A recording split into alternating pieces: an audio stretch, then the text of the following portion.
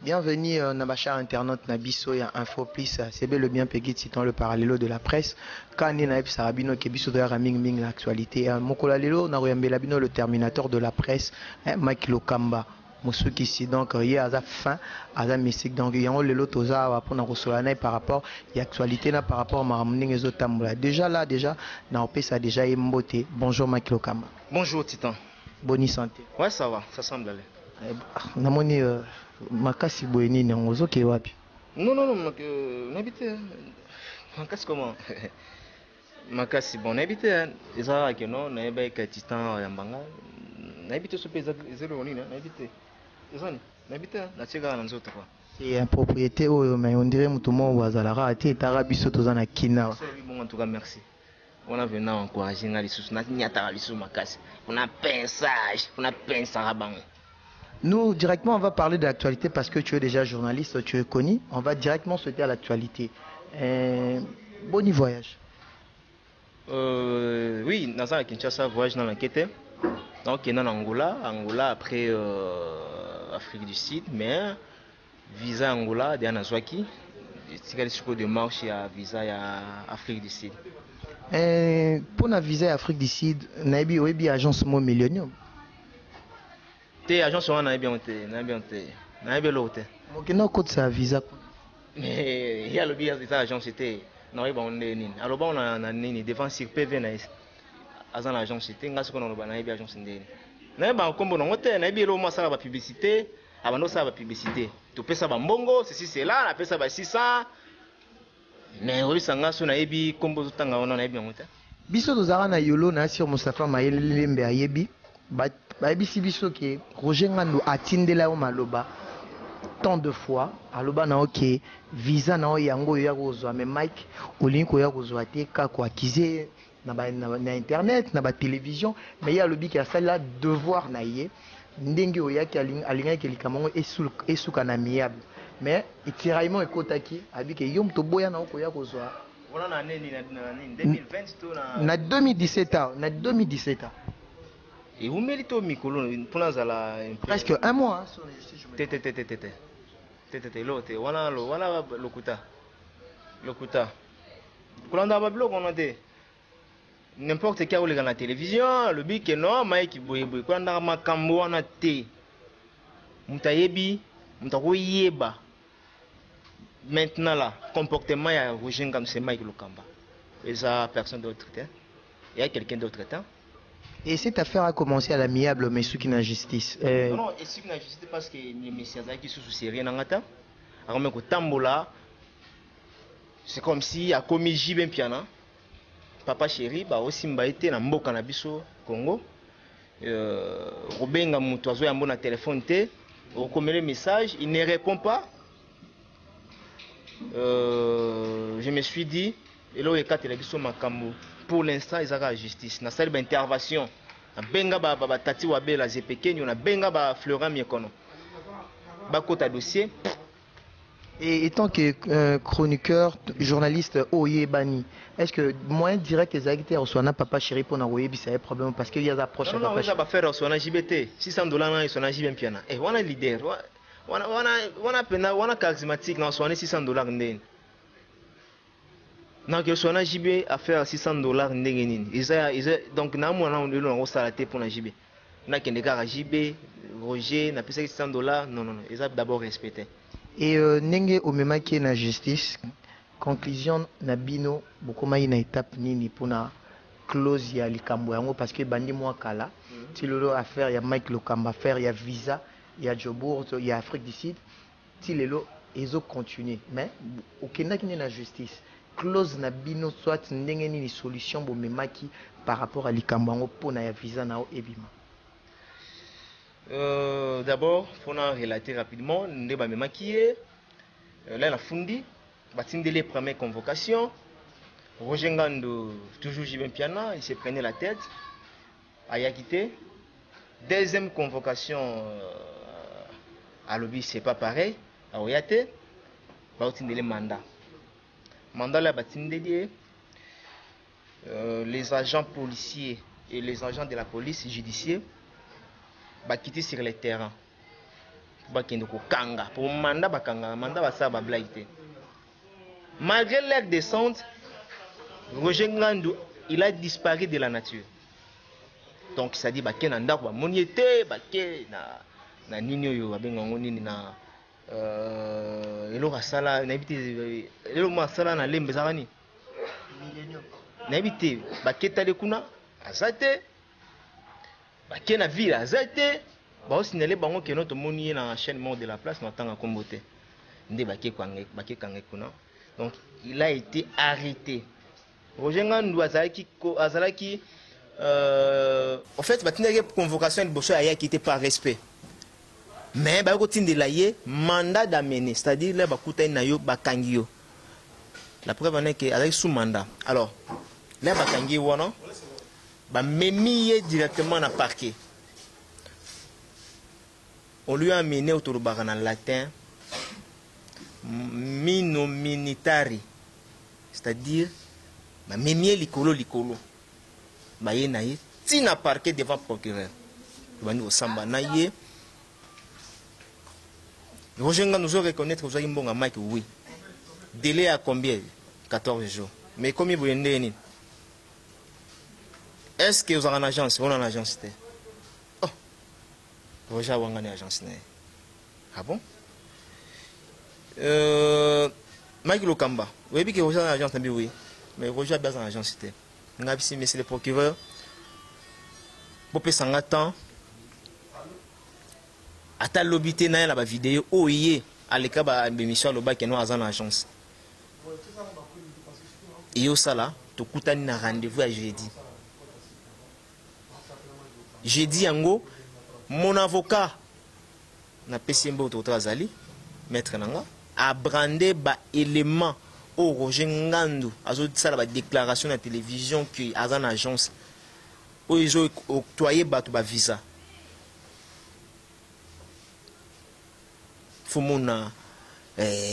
faut être là, mon frère ami. Roger Ngandou transpirer, essouffler. Avocat Naye a lobby, monsieur le procureur, mes excuses pour mon client, à s'excuser. Pour que ça bongo devant le procureur, les arabes infraction, à s'excuser. Toi, tu as solo lango sikoyo, nandenga famille. Et comment dit ce avocat nanga ba kendo solo na avocat ya Roger entre temps babsinga yi na swana Roger j'ai refusé totalement catégoriquement j'ai refusé. Yo ça la siko compromis ya jour on a jeudi Roger babi samedi aya nango malgré samedi rien. Ba si deuxième rendez-vous la semaine prochaine malgré chance ba ça qui est parce qu'il n'a pas que bando ko accorder quand même na to ngato solo na ndenga famille. Malgré chance, il y a parquet, rien toujours. Tu juges bon, il y a un procureur pour que ça le deuxième mandat, donc mandat d'arrêt provisoire. Le mandat d'arrêt provisoire est bimi. Et Roger Ngandou, avant, là, il y a un mandat d'arrêt provisoire, les sous, Yemoko. Il a commencé à appeler le procureur, Azouanango, Bazela pardon, Bosananga Boepona Nini, Nazaka Kapetina Bino, Bonaboy. À ce moment-là, le procureur habitant, tout comme si Nasuka. Depuis le mardi, il y a un passeport. Malgré je ne suis pas satisfait. Je ne suis pas satisfait, mais j'ai retiré seulement le passeport. Donc, voilà. Sans visa? Na passeport nanga na ministre na na visa te. Et puis na signalé en même temps que bandeko ba tambusa ba passeport nanga na ba télévision so ba kangi pambila OK musika. On est ba faux usage au bandeko ba tambola na ba télévision. Donc jusqu'à présent passeport nanga ezata na nzaka moko ya visa te bandeko ba fungola miso. Yo moi so simbi yango yo garçon simbi yango na fundo na l'état. Lelo internet c'est comment nango bato ko sala lelo kuta yo sala azu ya bambi asali boye na yebi yango te faut botourner nga bango. Passeport wana na visa wana soit disant visa wana bazu yango wapi. Bazu yango wapi. Donc, je donne merci à la grande fondation Patient Ilolo Mutuka Mbongo. Oyo lelo a beti sete a lobby Mike Lokamba. To bande ko tala yo na Gmail meto seki baza bana.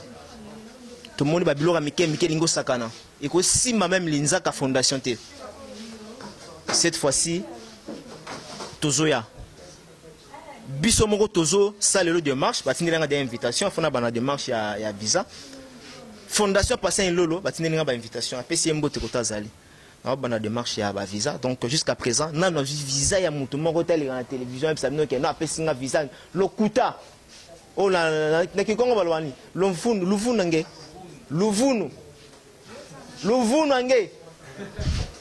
donc voilà. Ici par exemple, Roger Ngandou a Bengu à l'objet que non, Mike Lokamache, mon frère, tout traité de si on amiable. Tu vois aujourd'hui dans la TV Boyosa responsable, IP responsable, ils ont ça là, moi ils ont baissé peut-être crédibilité. Na ici, tu dis Mike Lokamba, c'est la famille. On s'appelle Tomonani, donc tout solo liango sur l'amiable parce que bah, le linge sale c'est l'homme de la famille. Boza ba Congolais, Boza Binoske, Oza un peu d'accord nango parce que bah le biso mutupe ba sali o mabe, Oza pe na droit ya kolimbisa.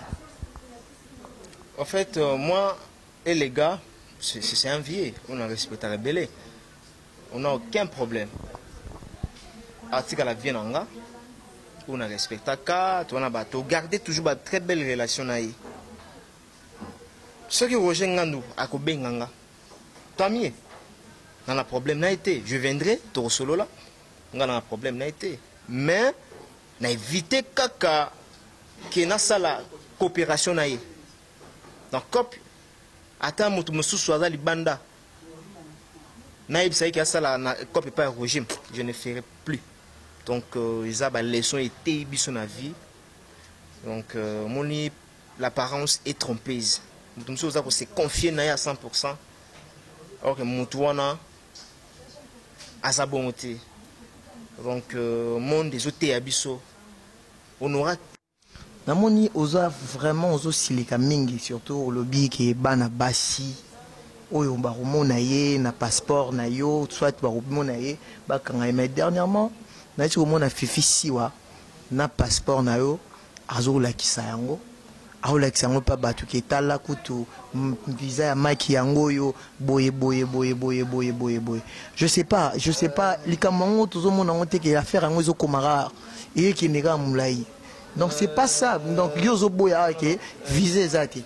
Non. Nabi na biloko eloko babiloko na bango wana. En tout cas, bon mais wana concert na yo. Yangote moni mutozo tanga wana ya passe.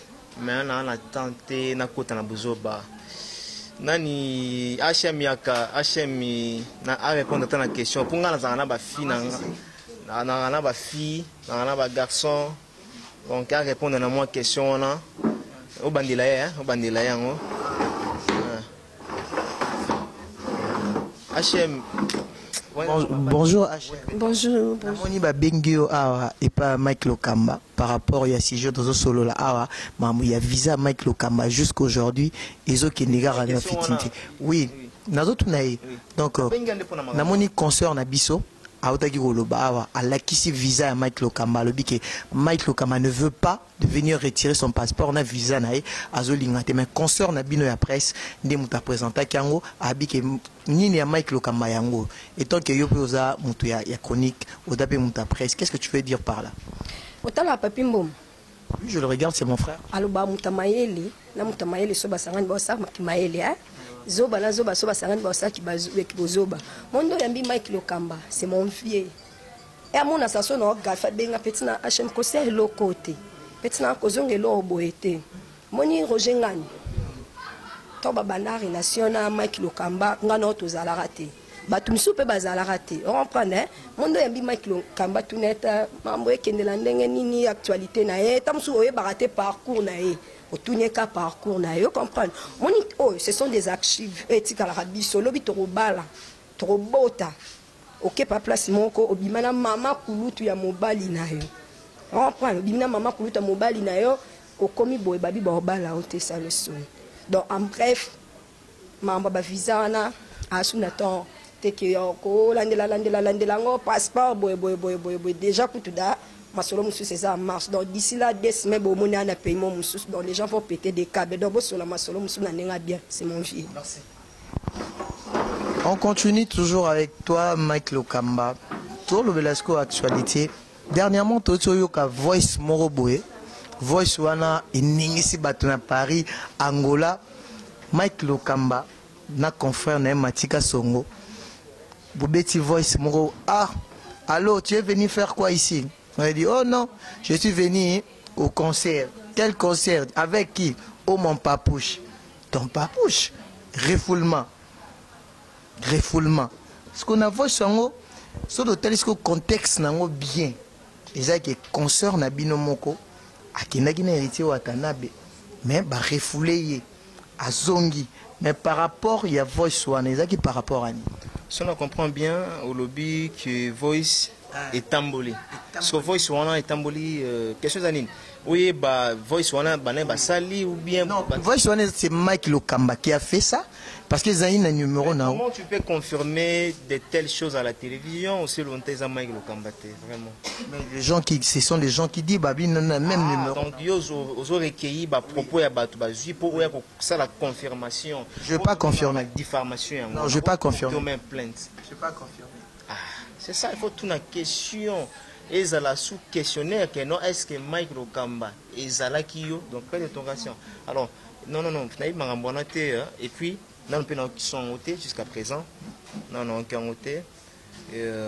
Donc voilà, non, qui ont ôté, mais dans ce qu'on va vous répondre, on pour bien ôté, non, qui ont pénalité. Merci. Étant que journaliste, vous êtes déjà dans le monde professionnel, les autres hommes ont bandé qu'on a bino ba chroniqueuse, ba chroniqueur. Pour na oza na buzz, il faut ça la rare et le moment buzoba, il faut bunda ou bien au publier photo moi à moitié ni. Ne si yo Mike Lokamane le locoma célèbre boy. Démarche ni nous bien ni nos sala qui les locaux parce que l'autre monde a bandé qu'on a bino bazan internet surtout ba fille ba chroniqueuse ba chronifote le ba misil ba slogan. Donc pour nos alara na buzz, il faut ba mona ra nzoto na yo, il faut ba mona ra nini. Donc est-ce que ba mona impolitesse na on a évité, tu peux le juger comment? Par rapport il y a les lots on a slogan on a phénomène wana ba chronifote ba chronique sexe ni ozoloba ba chronique sexe parce que eza nini par rapport il y a monde le bino tabo bandara internet marambo eza raté mais le komi boy c'est quoi d'abord nga loba eloko sueza eloko na yo au salon avec amour et bomaka voilà eloko sueza eloko na yo au salon avec amour moi ba msuba ozwa métier ou eza passion na bango te ça va parvenir, ça va débriller dans le métier où on a sérieuxité. D'abord, c'est discipline. Comprends? Il faut que discipline, sérieux aussi dans le sala. Et au salango, très bien. Il y a un bateau bandeko bazoya sika. Il faut pas un amour d'abord, il y a musala. Et puis, boulot, il faut que il y a boulot mort ya bazobati. Il y a boulot mort ya délécanté. Eza boulot moko ya ba illettré. Eza ba ndeko mususu mona basala ba makelele wana ba pétasse wana. Batikala jamais kolikata na école na bande de l'école. Batikala jamais kolika na bande de l'école ba fille ou bien ba garçon wana. Eza faute nani kasi? D'abord faute ya ba parents na bango. Et puis faute ya non pas au patron, faute internet. Pas patron, faute internet. Vous comprenez? Donc internet c'est comme on n'importe qui aille à ça la désordre. Bah comme si internet c'est comme il est moko ya pandémonium, c'est-à-dire tout mort ouais à ça la désordre ya ça les caca na ya qui. Bino bon dans le monde professionnel. Oui. Mais beaucoup que ça la moi pour sangisa batino sur internet. Sur internet c'est ça moi passé, photo le banc. Il faut des moyens. Il faut tous en support, hein? Il faut tous en support si mon habitude est à la gouvernement simba biso. Vous comprenez? Donc le gouvernement peut appuyer biso que non de doit beto na simana bino. Donc mon amakambo e ozonga na nzela. Kaka boyi okokanga internet ndeni. Ngana ministre écoute ya pentétique wana. Hein? Ya OCPT wana.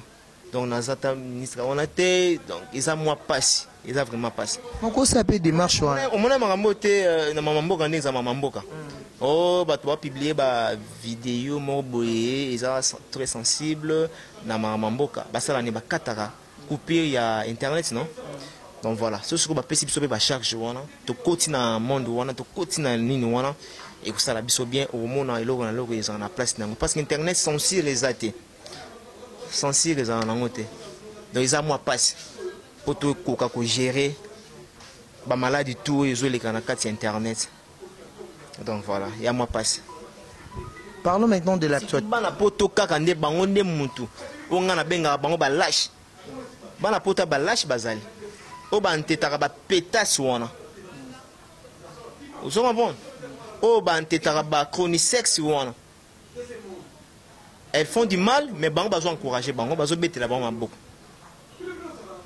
ozoma bon donc voilà mala trop donc ils ont moi passe quoi pour l'instant tout cela ka ming actualité tomoni ya ndeko nao héritier Watanabe na sur vous a remporté héritier Watanabe poste oh voilà c'est mon frère la PC mbote joyeux anniversaire na le bezaki ya mbotama na le 29 happy day for you héritier Watagoga mutana tembe continuez toujours comme ça malamu nozo sala et au futayo même papa na yo et pas bandeko na yo et pas ba na yo donc la PC ba mbote kotazali lui c'est mon frère yo moko moni auti comme ma orchestre naie d'abord bakendaki Olympia et simakité et puis aye kozwa sous visa États-Unis ou auti azui deux baxeurs na pseur na biso moko na confrère na biso Papimbo mana Karine Mokonzi o bakendaki mais orchestre naie moi la moitié de ma musicienne bazaki refoulé.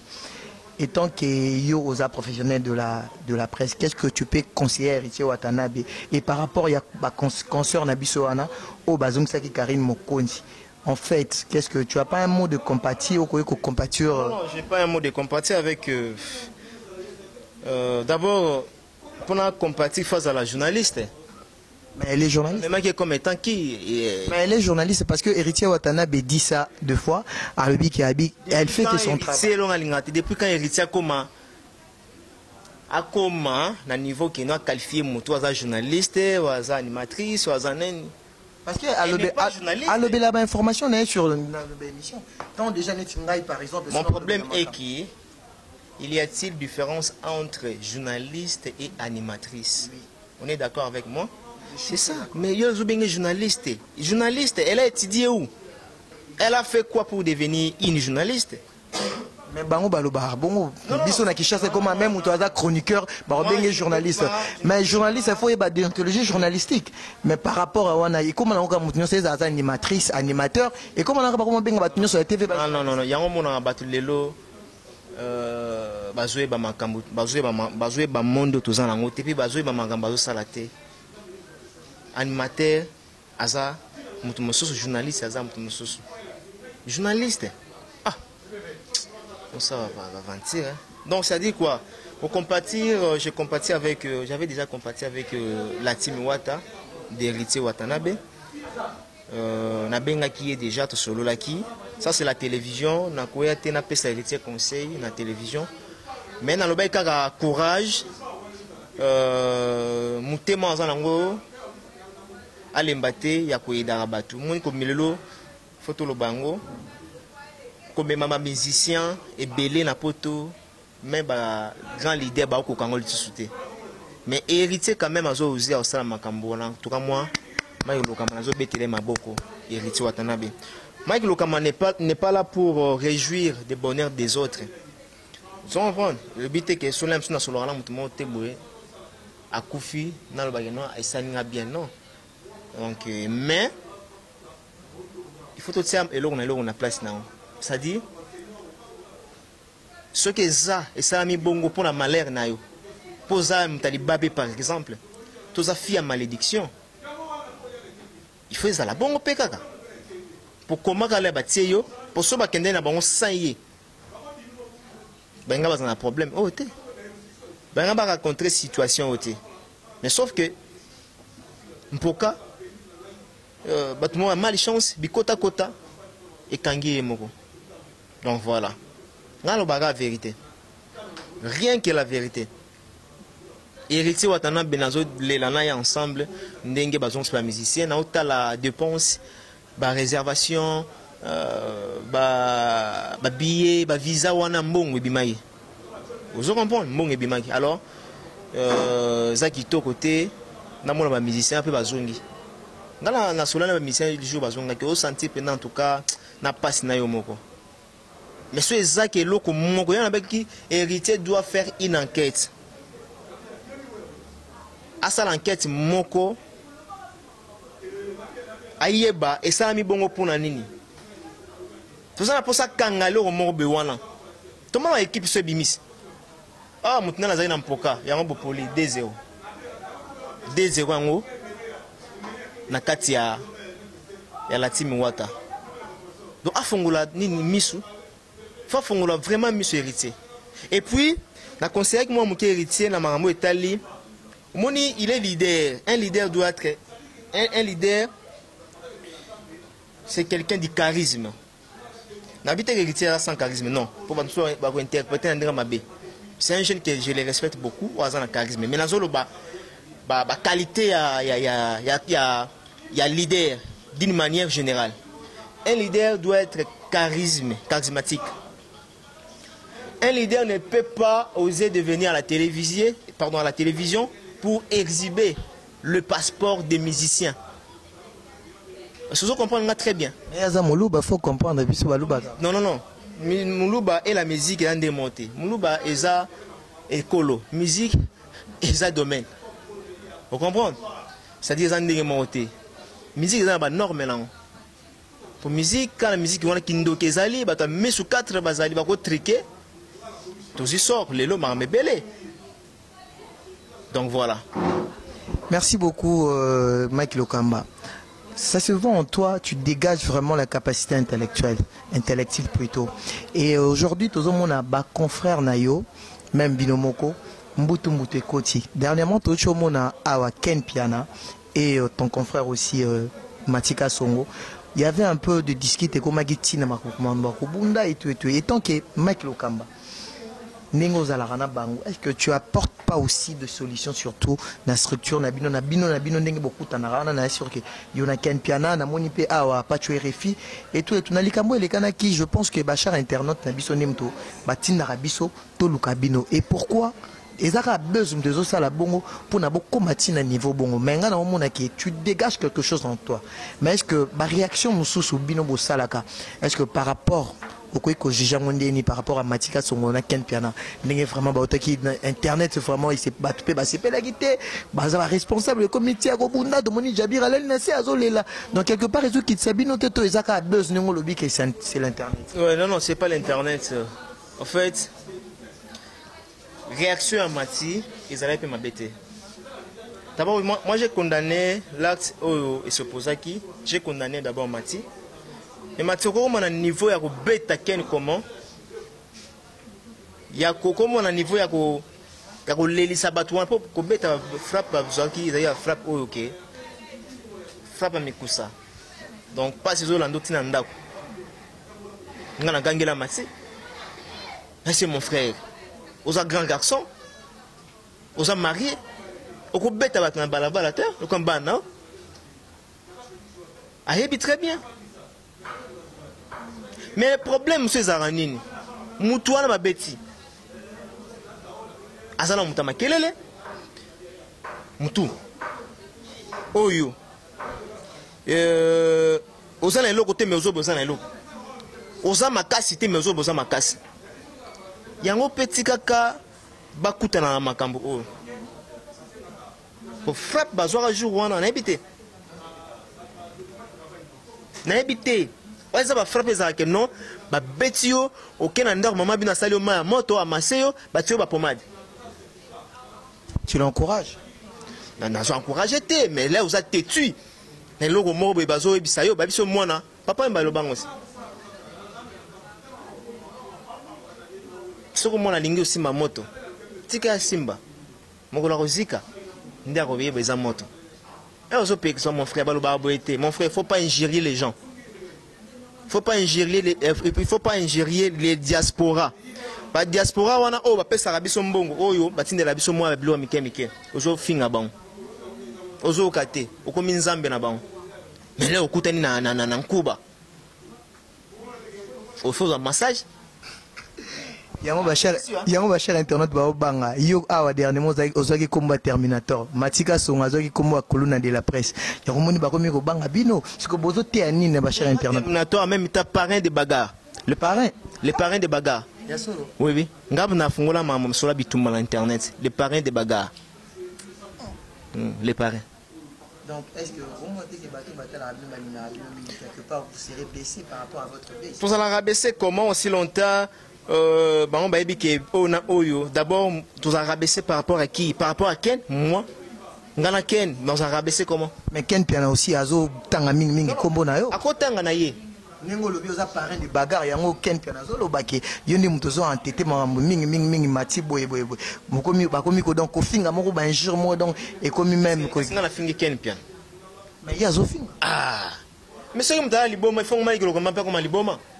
Montaliboma soki so tolei na balabala a Montaliboma zui libanga bambio yepo zui libanga ko molanda ye attention ba différencier te na liboma soki yazo ba mabanga kanga maboko tala eka bato ba mona kina o nde celui-là azafu a Montaliboma. Vous comprenez mon frère?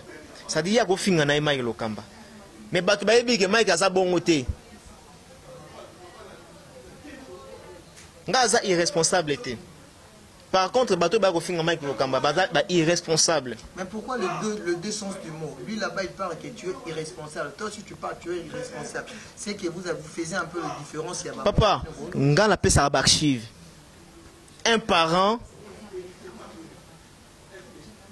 puis revient à la maison le soir avec Agene devant ses enfants. Si. Devant ses enfants. Ses parents responsables? Non, il n'est pas responsable. Ok, merci. Ada journée le biming. Batba Sosola. Ok, on est presque, on est à la fin de notre émission. Je pense que. Et aussi un parent. Basomelo Thompson, Nassafou, Ozolé na balabal aussi Bamaboko. C'est un parent responsable. Na balabal, Safou na poisson, un peu de piment. Parent responsable. Merci beaucoup Moustapha Malembe, mon DG Lookman. Non, c'est là, mon DG Lookman, bateau Nyon Sobaola Nabiso. Non, l'ingara qui moi un peu mot de la fin nayo.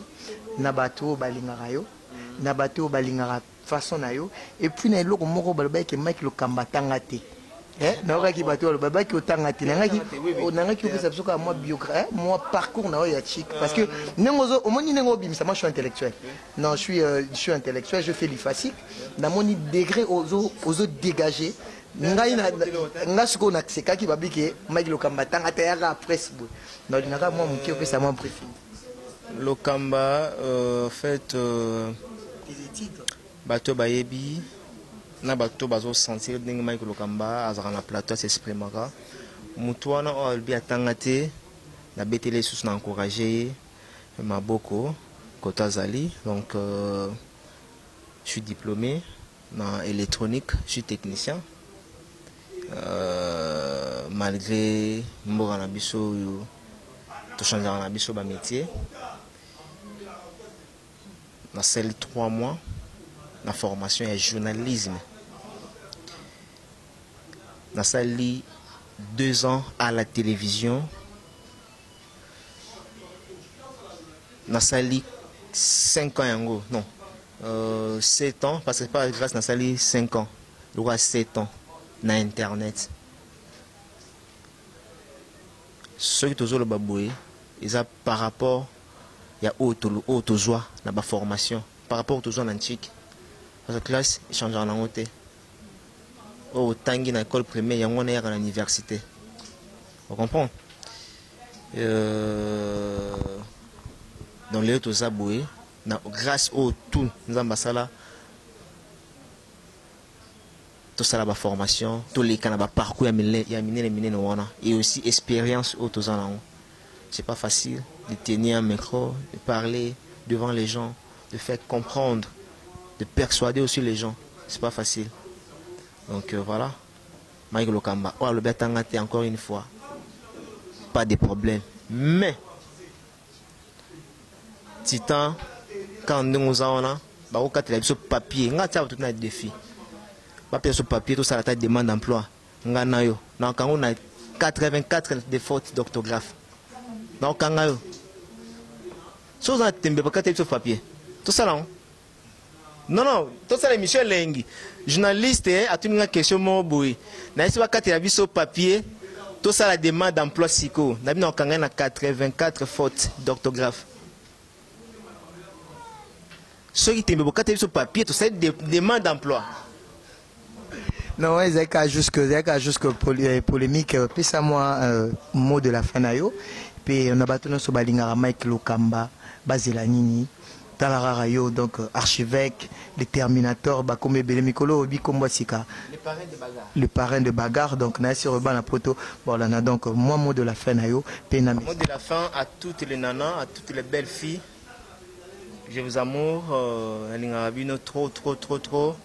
Merci na patient Lolo la grande fondation autour ça la masolo déjà invitation yaki na monaki pour na Afrique du Sud grâce à lui. Merci na patient Lolo, merci na Aïdor Bokwala staff tout. Merci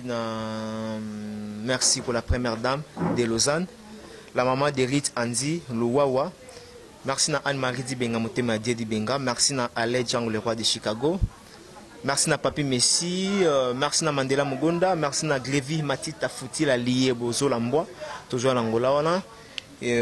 Merci na oui bandeko tu à Afrique d'ici, ba Padou Kibangi na PCMBT donc Papi Muzala na Cape Town na PCMBT ba tout bazar vraiment ébélé na Linga Bango. Donc voilà.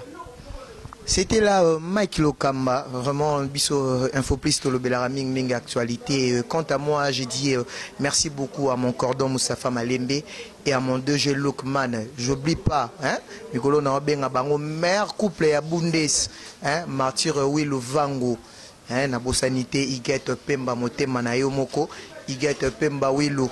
Babi la maman, hein? Maman mana motema igete pemba mboko wilo donc babi couple wana vraiment Bundes tombé et na bosanité Melissa Kenny wilo Yannick wilo mokonza yolo Dina Kabemba 30 giga la sur et na bosanité hein Jemima Pemba ma soeur vraiment très bien nommée Onalinga mingi et Naomi Abiba consoeur na ngai et bateau nyonso baolanda ngai Joe Amboyo Marc Biembongo et tout le monde vraiment on a une équipe Mobima Info Plus donc on se retrouve à la prochaine donc bye.